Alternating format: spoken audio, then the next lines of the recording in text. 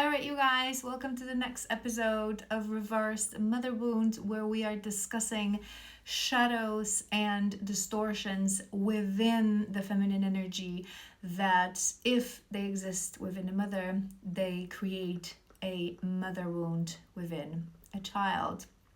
Today, we're going to be talking about control versus freedom. So, we're going to be focusing on really understanding the frequency of unconditional love and love that means freedom. It sort of ties into last episode when we were talking about connect and attached, connection versus attachment.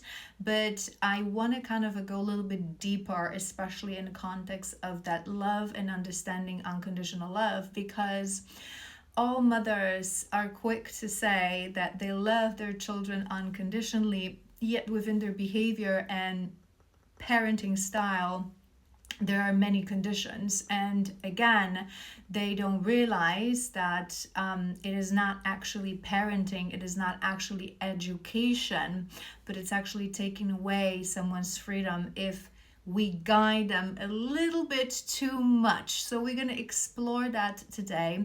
As I mentioned, it will tie into last episode. So if you haven't watched that and this one will resonate, definitely go ahead and watch that.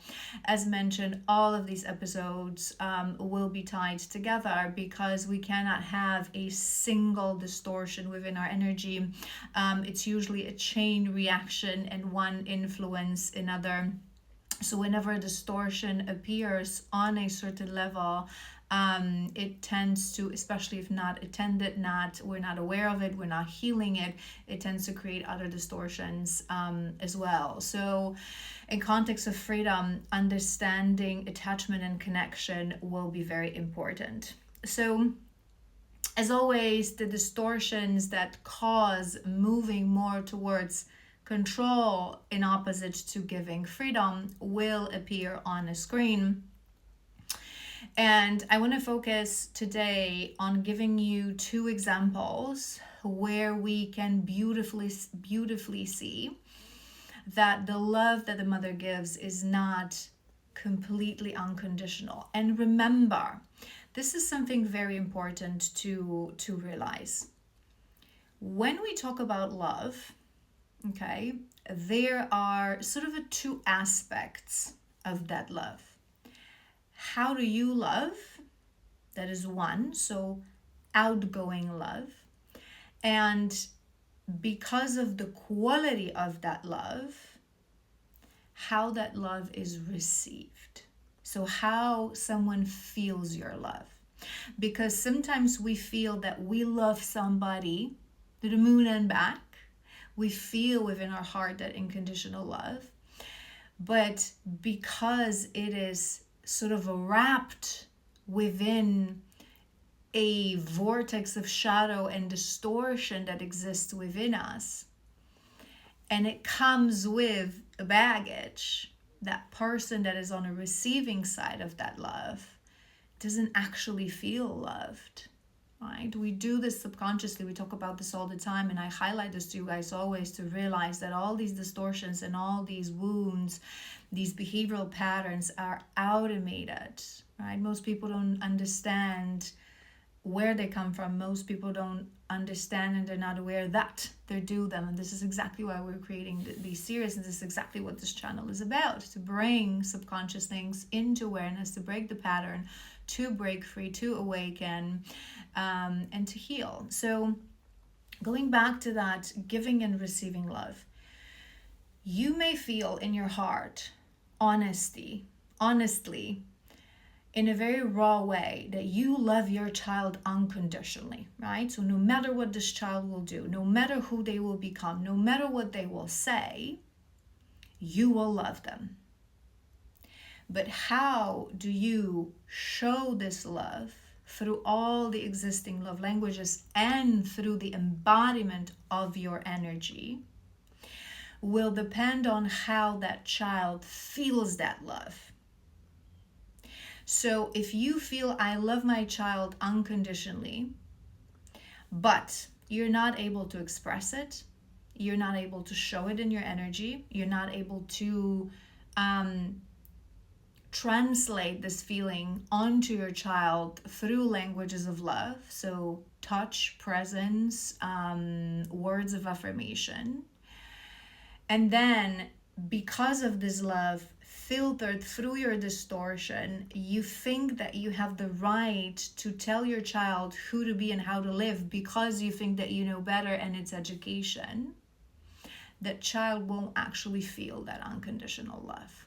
And this is what we're going to explore today. So we're going to start from there are going to be two examples and those two key things that I want you to pay attention.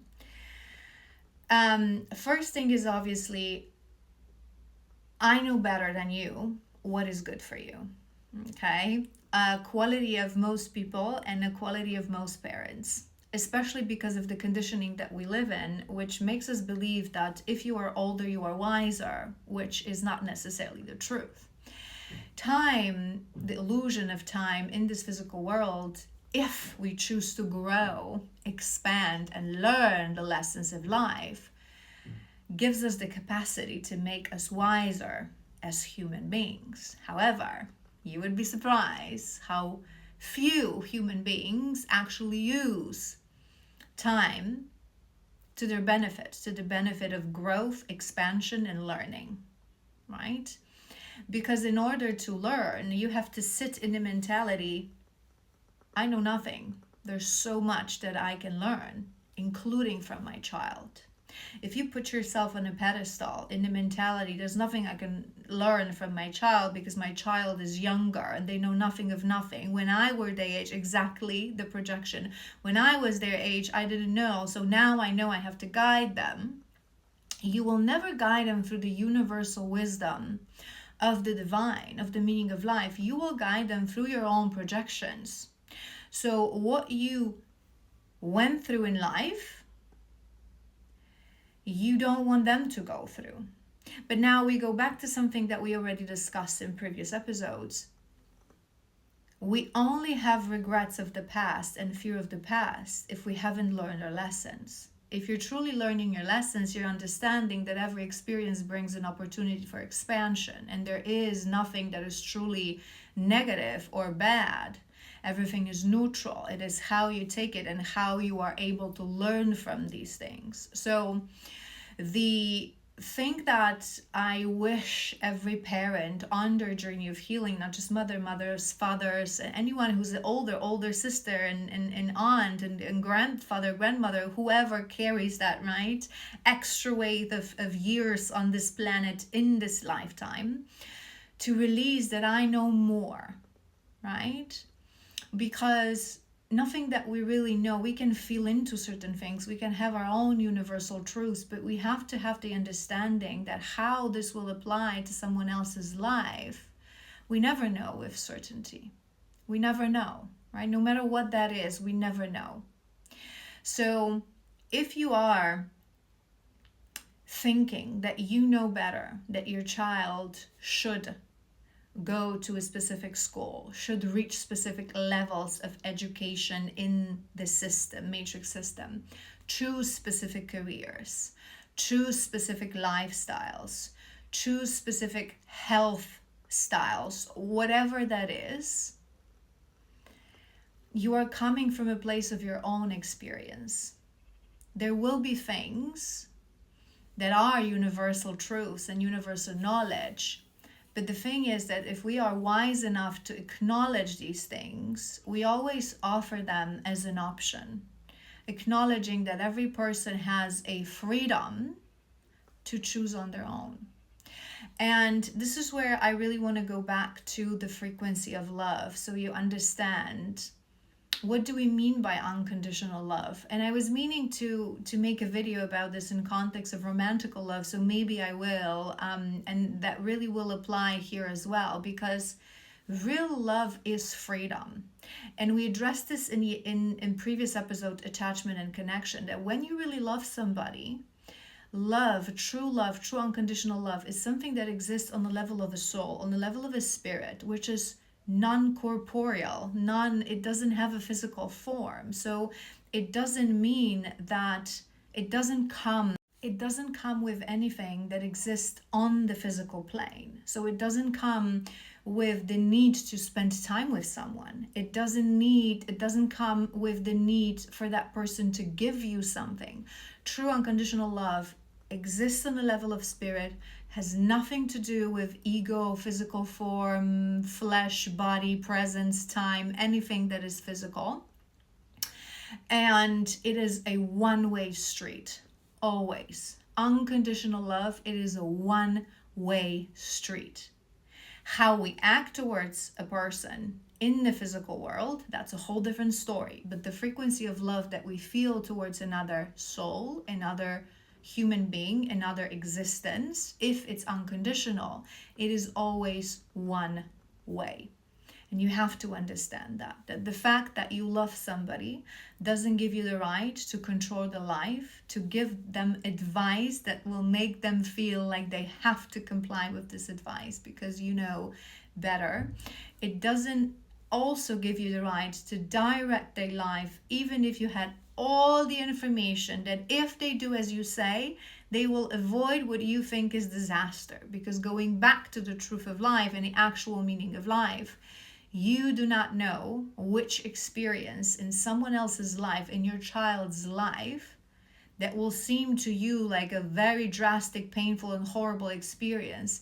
That might be something that will actually awaken their soul, that will actually awaken their Kundalini energy, that will actually open them for the greater experience of life. We highlight this always here on this channel. Pain serves the purpose of purification. There is no depths of life without pain. If we only want joy and bliss and higher vibrational things, we will navigate on a surface level always if we don't allow ourselves to descend into the darkness, the pain, the anger, the desires of the ego as well, kind of a level. So remember that. And again, we've mentioned this beautifully yesterday. True divine feminine mother, she doesn't think that she knows better, because she doesn't. We don't hold the ultimate wisdom of the universe. We can have insight if you truly are in your divinity, if you're truly connected, if you're truly awake, and if you've done your own healing, if you've done your own work, you're going to be that divine feminine mother that has insight, that has intuition, that is connected, that has psychic visions. But all this, just as if you were that healer and that master and that teacher for that child, again, as we've covered this in previous episode,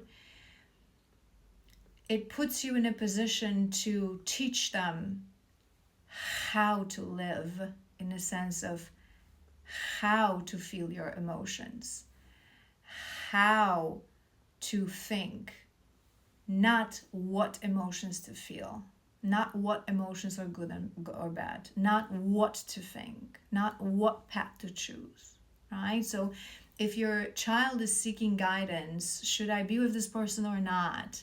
Should I choose this school or not? Should I go for that camp or not? Should I stay friends with this person or not? As a divine feminine mother, your advice is not coming from a place, you know what, if I was you, I wouldn't date this man. If I was you, I wouldn't allow anyone to treat me this way. If I was you, I would go to this school because this is giving better opportunity. If I was you, no, I think that you should do this. It's your choice. But I think it's really realizing how big of a weight, no matter what kind of a parent you are. Again, we've discussed this from episode 1, how big of a weight your opinion and your voice carries onto your child, and withhold that with the wisdom of your divine feminine. So instead of saying exactly what I just given you an example, when a child comes to you for guidance, show them how to reach in to their own wisdom, to their own emotion, to their own intuition, to seek that individual answer. There's no way you will know better. There's no way. So when we Again, let's give this example. Let's say your son or your daughter, they're seeing someone. This relationship is not completely maybe happy. It's not maybe flowing. It is not your place to say things like, oh, if it's not working out at this level, I would leave it. Like, you're still young. You should be, you shouldn't be settling. You should be like, no. How do you know? How do you know whether this person is a destined person, is a destined karmic connection, is a karmic catalyst maybe, is maybe a soulmate that is meant to be with them, and whether be with them forever or break their hearts? You don't know. All you can teach them as a divine feminine mother is, when we take a decision like that, we need to really examine within ourselves, where are we coming from? So you are thinking right now to break up with this person. Why? Ask yourself why. Is it coming from that inner guidance that you no longer resonate with this person? Or is it coming from fear that you will have to give more and you don't feel? Many times, we break up with certain people, friends in our life, because subconsciously we feel unworthy. Subconsciously, we don't feel like we're good enough to deserve this beautiful relationship, to deserve this beautiful love.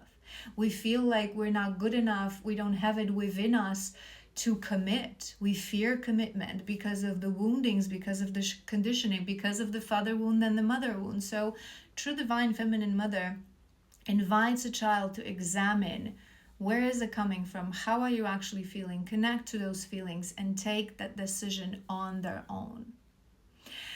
And this sort of moves us to the second thing that I wanted to discuss with you guys, that I see all the time. And this is why I told you guys that it's such two completely different things. I feel unconditional love to my child, but how I, within my wisdom, have the capacity to pass that love onto my child will actually depend how that child will feel it. Many mothers, I have no doubt that within their hearts, they do feel unconditional love towards their children. They will love them no matter what, but because of their own woundings, their own shadows, their own unprocessed gunk, they are unable to beautifully use those 5 love languages that we have in this physical world, and adding embodiment to that to actually make that child feel that unconditional love. And there's one thing that many parents do, and I feel that so many people think that this is actually a good thing. This is guidance, this is education, this is ambition. Remember that time when we talked about how distorted modern understanding of ambition is, how people don't actually understand what ambition is because it's coming from a program within the current distorted patriarchal system, how we should understand ambition, but it has nothing to do with actual ambition. So what I mean, to give you an example, many parents develop this sort of an earning system, right? So you think that this is ambition, you think that this is education, you think that this is pushing your child towards wanting to be a better person, but all you do is proving to your child that there's a condition to the love that you give them. So for example, you say, if the magical if your grades are better, we're gonna go for this vacation. Or if you pass this test, I'm going to give you money for, I don't know, for the course that you wanted to do, or a driver's license that you wanted to do. If you graduate with this and that, I'm going to then go ahead and buy you this car, right? If you improve your behavior, then you're going to be able to, get outside on a weekend with your friends. There's an if. And the if is a horrible, horrible tool in education of our children, because not only it's a topic I could like blabble about for hours, but it not only creates a separation from you and your child, making you that, again, not this equal partner that is a little bit wiser, and we have a very unique relationship and I can actually guide you because I am meant to be your protector. but it turns you energetically in more of a ruler, the one that makes the rules, the one that makes the rules of the game, right? And if we add to this ridiculous thing that some parents say, as long as you live under my roof, where am I supposed to live? I did not ask to live in this world. You brought me here through your portal. Where am I supposed to live? Crawl back to your portal and go back home? This nonsense of this such a huge distortion within parents as saying, as long as you are on my payroll, as long as you live under my house, as long you have to follow these rules. Who's inventing these rules? Who's making you the god of the universe, the ruler of the universe? That is the worst parenting tool, one of the worst parenting tools. It actually shows lack of control. We always talk about this. Dominance comes from a place of lack of control. If you do not have a true spiritual deep bond with your child that makes you able to sit with them and reason with them and connect with them on an actual level of love, connection, understanding, bond, you go towards these tools. You have to do this. If this, then this. So how do you think that your child will feel your unconditional love if you're constantly placing conditions inside of the bubble of your relationship? And whenever we talk about this, sometimes people ask me, well, how then you are to convince a teenager that they have to behave or that they have to, respect others? Well, we're going to have a whole separate episode about this, but we teach through embodiment. And it's the funniest thing when I observe parents, especially of older children. They look at them and I don't know how did it happen that this child is this way? How did it happen that she's this way? How did it happen that he's this way? They're you. They're your copy in a different packaging. You have translated all your wounds and you've projected all your traumas onto them. They're a little bit different because we all have unique frequency and we all respond differently to things that happen to us, but they're basically you.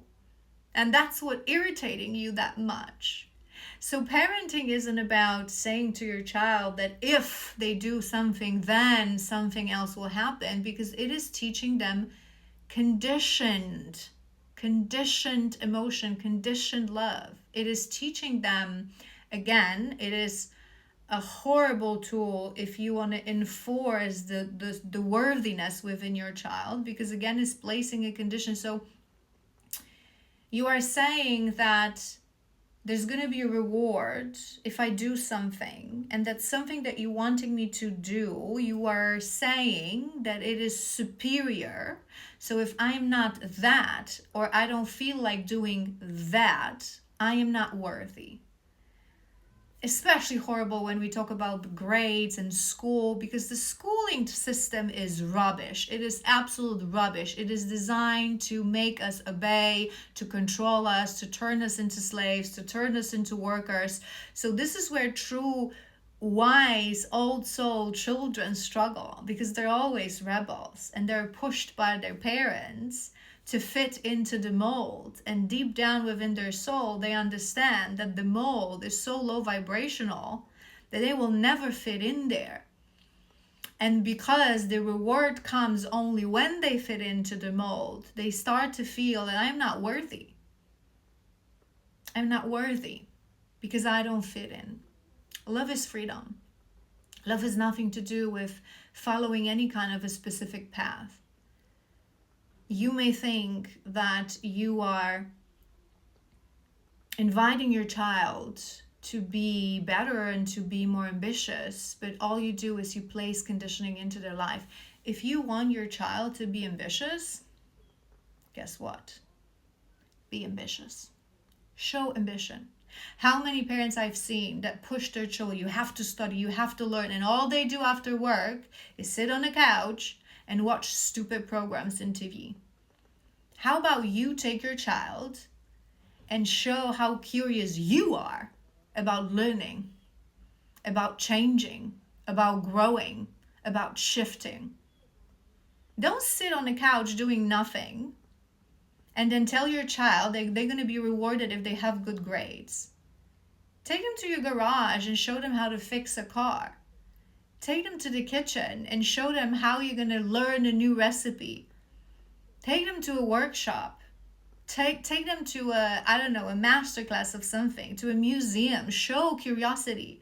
Show that as a human being, you are ambitious. Ambition isn't what we understand it in this world. It's not corporate ladder and a system and a matrix and your job grade and your paycheck. Ambition is curiosity. How willing you are to question yourself, to be curious about your own inner world and this outer world. Show this child whatever you want in your mind, because your programmed mind thinks that this is better for your child to do. You have to embody it first. If you start putting conditions, you are taking away the freedom of your child. You are controlling their life. It has nothing to do with unconditional love. Absolutely nothing. Again, unconditional love has nothing to do with anything in a physical plane. And many parents will say,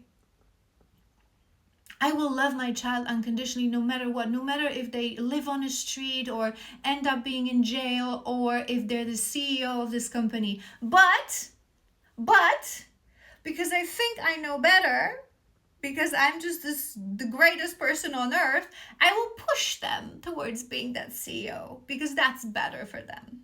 No, it's not. No, it's not. No, it's not. Maybe your child came here to this world to one day awaken, sell absolutely everything that they have and live in land in Costa Rica. How do you know? How do you know what their soul chose? And that wanting to control, in that attaching to physically to our child, in wanting to control, thinking that we know better, because we're projecting our own unlearned lessons and our own unhealed wounds so they can avoid what happened to us and we did not have the capacity to process. We are taking away their freedom. We are taking away the freedom of their spirit. And we are actually, in that moment, becoming part of their karma, becoming part of the obstacles that they had to have in their life to overcome and become a better person, right? That's actually why Mother Father Wound is created. And I always say this to you guys, that this whole series, and we sort of wrap it up at the final episode, it's not to shame you, it's not to blame you, it's not to, we're all doing our best. It's for the awareness.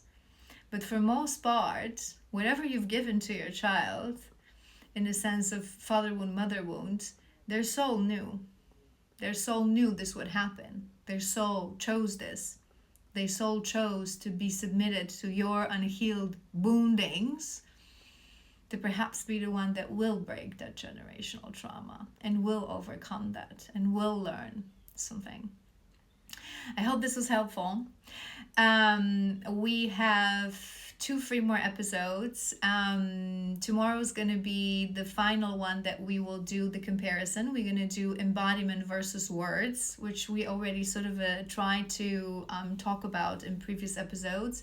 And then we're going to do 2 bonus episodes, one specifically for mothers of boys, because I've already flagged this to you guys. Very special relationship on this earth, very important one to course correct if we ever want to create a new earth frequency, because earth is created by masculine energy by the one that is the architect of the physical world. So very important relationship, and one bonus episode about forming relationships, how as mothers we teach our children to form relationships. So that's the plan for the rest of the series. I hope you've enjoyed it. If you're still here, please like, follow for more, share with someone that perhaps would need that.